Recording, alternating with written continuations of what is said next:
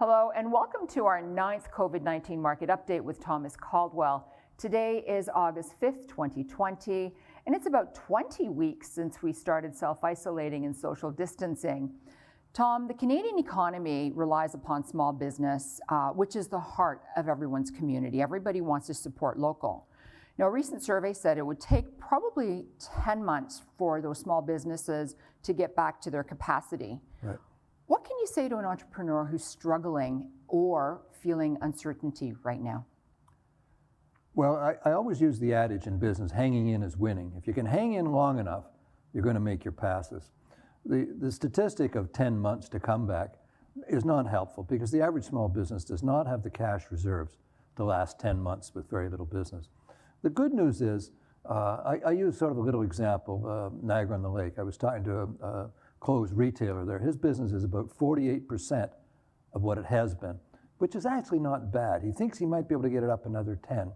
What was also interesting, if I might use that microcosm, is in the last few weekends in Niagara-on-the-Lake, I've seen more people in that town than I've seen during normal periods of time. People are trying to get out, they are traveling within Canada. But make no mistake, small business is having a terrible time of this. It's very tough. It's because it's very often mom pop. They're just paying bills as they can possibly handle it. And that's a very challenging time. One of the things I do when I go to restaurants, I really give big tips. I mean, way beyond 20%, because these people are struggling. The waiter, the wait people, everybody's struggling. So I have the benefit of working and being able to work every day. So if I can spread what little wealth I have around to help people in that. And I think we have to have this sense of generosity about ourselves when we're dealing with small enterprises and local enterprises. I think that's very important. Kindness goes a long way. Absolutely. And of course, there's so much going on in the world right now. Let's talk about the financial markets. Well, it's really interesting. Markets have not really, after March, really taken into account the impact of COVID. It's looking beyond COVID.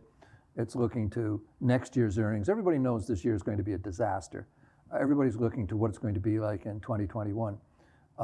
The usual suspects, you know, the social media companies, computer companies have all done spectacularly and have reached new highs.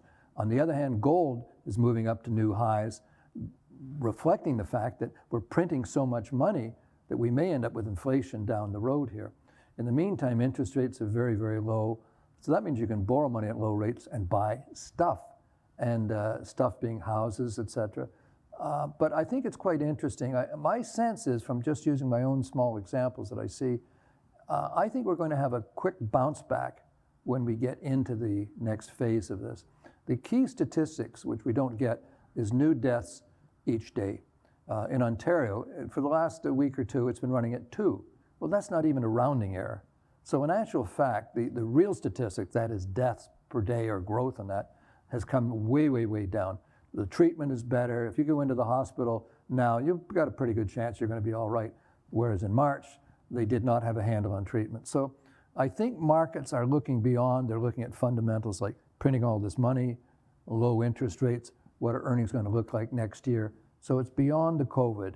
Now we're going to have some static as we get into the latter part of this year with the election in the United States and all the rhetoric and soap opera that's going to be part of that. But markets have done fairly well. But a lot of the bigger companies haven't moved. A lot of the usual ones have, but there's still some value there in the markets. Thank you so much for your time, Tom. Thank you.